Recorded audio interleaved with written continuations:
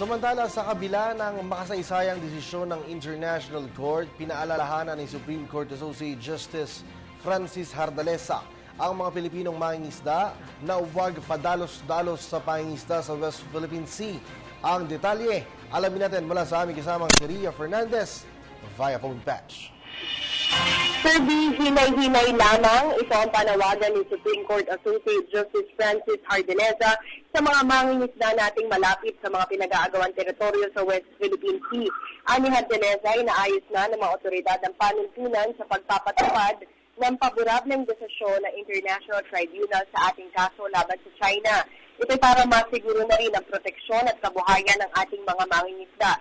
Samantala, Kirby, itinauubayan na ni Hardalesa sa bagong administrasyon ang magiging hakbang kaugnay sa mga itinatayong istruktura ng China sa West Philippine Sea.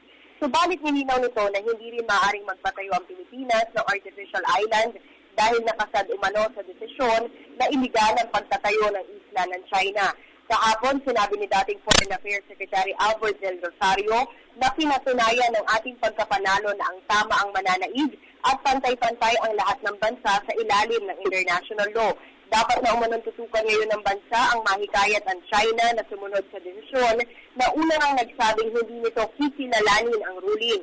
Tiwala naman si dating Solicitor General Florin Hilbay na tatalima rin kalaunan ng China dahil mas marami umano ang mawawala rito kung hindi. Para sa PTV News, ako si Ria Fernandez. Maraming salamat sa iyo, Ria. Ako po si Cathy San Gabriel. Subscribe na sa PTV YouTube channel. I-click lang po ang subscribe button.